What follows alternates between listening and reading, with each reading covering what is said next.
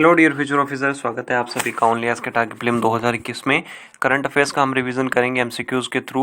आने वाले फिल्म 2021 के लिए इंपॉर्टेंट है। आप वीडियो में प्लेलिस्ट बनी हुई है, प्लेलिस्ट आप चेक कर सकते हैं। ओनली आस्क का टेलीग्राम चैनल भी आप ज्वाइन कर सकते हैं।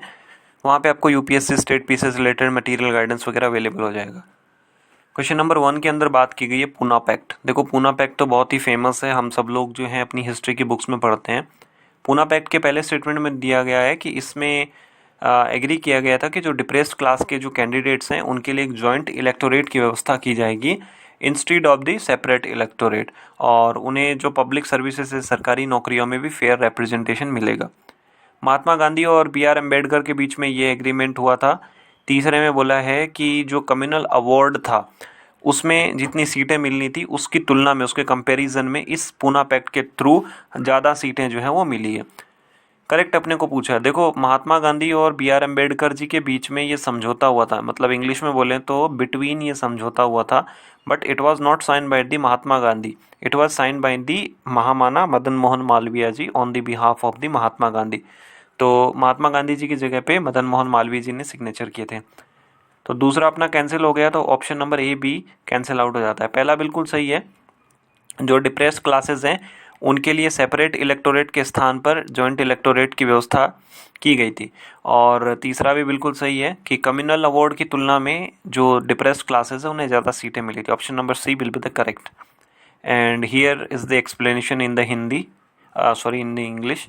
और आप हिंदी में इसे यहाँ पे इसकी जो है वो डिटेल में आप इसे देख सकते हैं। क्वेश्चन नंबर 2 में बात की गई है कि कौन सी ऐसी किताबें या न्यूज़पेपर्स हैं जो महात्मा गांधी जी से रिलेटेड नहीं है। Indian opinion, young India, Hind Swaraj and Harijan. तो ये सारी की सारी जो है महात्मा गांधी जी से रिलेटेड है किसी न किसी तरीके से। और अपने को ऑप्शन में क्या पूछा है, नॉट रिलेटेड टू पूछा है। तो ऑप्शन में यहाँ पे थोड़ा सा ध्यान देना क्वेश्चन में। अगर हमसे पूछता कि रिलेटेड टू कौन सी संबंधित है, तो सारी की सारी ऑल ऑफ द अबव हो जाता। बट यहाँ पे नेगेटिव में पूछ रहा है कि not related to. Option D will be the correct, none of the above. तो Indian opinion, young India, Harijan, ये सब जो उनके वीकली न्यूज़पेपर थे। और the story of my experiment with the truth उनकी किताब थी। हिंद स्वराज, ये इंडियन होम रूल, ये इनके एम के गांधी जी की पुस्तक थी। हिंदी में आप इसे यहाँ पे देख पाएंगे। क्वेश्चन नंबर 3 में देखो, अपने को एक वाइल्ड लाइफ सेंचुरी के बारे में दिया हुआ है, नेत्रावली और इस तरीके से, और यहाँ पे ऊपर हमें डिस्क्रिप्शन में दिया हुआ है।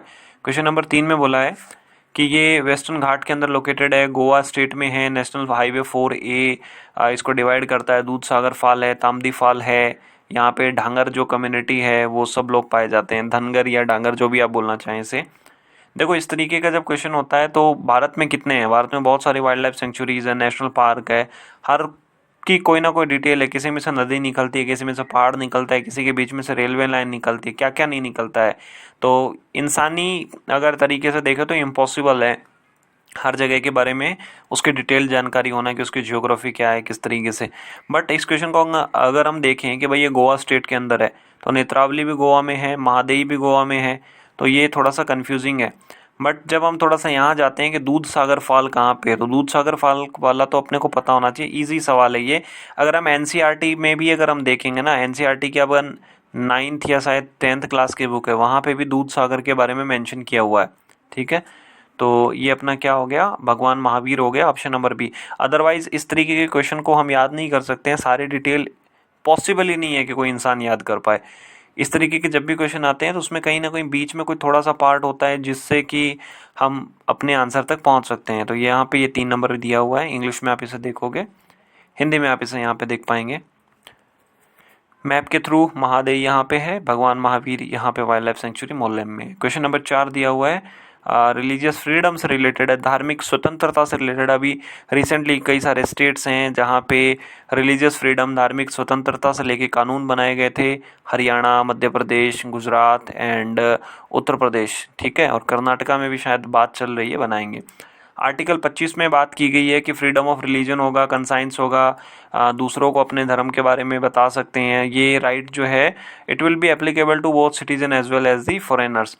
And in statement 2 is it talking about that the this right includes the right to convert other person to one's own religion। मतलब जो राइट टू प्रोपागेट रिलीजन है अपना आर्टिकल 25 में, उसमें ये भी दिया गया है कि भाई हम दूसरे को अपने रिलीजन के अंदर कन्वर्ट कर सकते हैं, धार्मिक जो धर्मांतरण है वो हम करवा सकते हैं किसी को, मतलब ये हमें अधिकार है कि भाई हाँ मैं किसी हिंदू को किसी को क्रिश्चियन बना दूंगा, किसी मुस्लिम को हिंदू बना दूंगा, इस तरीके से। क्वेश्चन नंबर 3 में दिया हुआ है कि जो आर्टिकल सो अपने अपना 7th जो शेड्यूल है, 7वीं जो अनुसूची है, उसके अंदर स्टेट असेंबलीज, स्टेट की विधानसभाओं को पावर दिया गया है कि वो रिलीजन के या लोकल जो फ्रीडम ऑफ रिलीजन है उससे रिलेटेड कुछ जो है वो कानून वगैरह बना सकती है।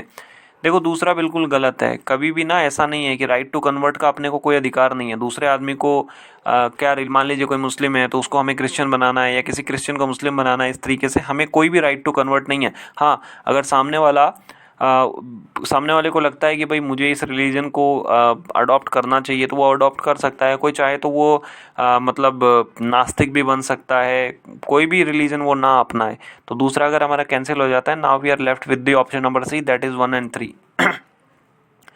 तो आर्टिकल 25 में ये बिल्कुल सही है कि राइट टू फ्रीडम होगा, सभी को अपना धर्म का प्रचार करना है, सिटीजन और फॉरेनर दोनों को है।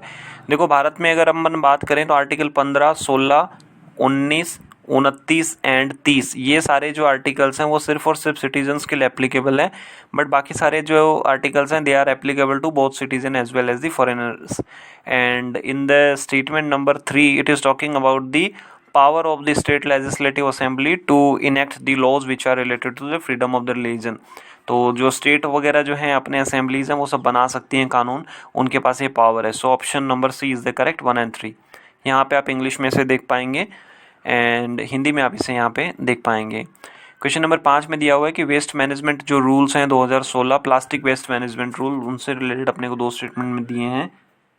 पहले स्टेटमेंट में बोला है कि जो गांव है या जो ग्रामीण क्षेत्र है, रूरल एरियाज़, उनको एक्सक्लूड किया गया है। दूसरे में बोला है कि कोई भी वेंडर, कोई भी दुकानदार, मैन्युफैक्चरर 50 माइक्रोन से नीचे की जो है वो पॉलीथीन इस तरीके से नहीं बना पाएगा। देखो आज हमें बिल्कुल बेसिक से नॉलेज है कि प्लास्टिक जो है वो गांव-गांव तक पहुंच चुका है। तो ऐसा तो हो ही नहीं सकता है कि प्लास्टिक के जो वेस्ट को मैनेज करना है और हमने गाँव को एक्सक्लूड कर दिया। स्टेटमेंट नंबर 1 कैंसिल आउट हो गया। और दूसरा भी बिल्कुल सही है, 50 माइक्रोन से नीचे की पॉलीथीन या इस तरीके से प्लास्टिक बैग बनाना अलाउ नहीं है, बट रूल्स का इम्प्लीमेंटेशन नहीं होता है तो हमें आसानी से वो बेकार प्लास्टिक जो है मिल जाता है। आप सब्जी मंडी में जाइए, मार्केट में जाइए, दुकान पे जाइए, आपको ख़राब सी पॉलीथीन मिलेगी। बट लेकिन अगर आप जाते हैं कहीं, मान लीजिए कि रिलायंस के स्टोर पे जाते हैं या जो बिग बाज़ार टाइप के जो होते हैं, वहाँ पे आपको अच्छी क्वालिटी के जो है वो प्लास्टिक बैग्स मिलते हैं। तो ऑप्शन नंबर बी करेक्ट हो गया, यहाँ पे 2 ओनली। हिंदी में आप इंग्लिश में आप इसे यहाँ पे देख पाएंगे, हिंदी में आप इसे यहाँ पे देख पाएंगे।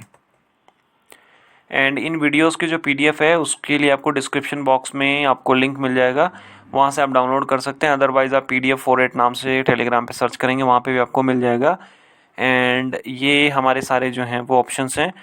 प्रीवियस सेशन में अपना था कि भाई जो वाइल्ड एस जो सेंचुरी है वो कहाँ पे लोकेटेड है। तो वो वाइल्ड लाइफ जो सेंचुरी है, वाइल्ड एस जो सेंचुरी है वो अपनी गुजरात के अंदर लोकेटेड है, ठीक है। और आज आपको बताना है कि ये लखनऊ जो पैक्ट हुआ था, लखनऊ जो समझौता हुआ 1916 में, उसके अंदर क्या एग्री किया गया, क्या एग्रीमेंट जो किया गया। इन वीडियोस को आप अपने साथी बंधुओं के साथ शेयर भी कर सकते हैं, ठीक है। और आज आपकी परफॉर्मेंस कैसी रही आप ज़रूर बताइएगा। ओनली ऐसे जुड़े रहने के लिए आप सभी लोगों का बहुत बहुत धन्यवाद। आपका दिन मंगलमय हो। Hello dear future officer.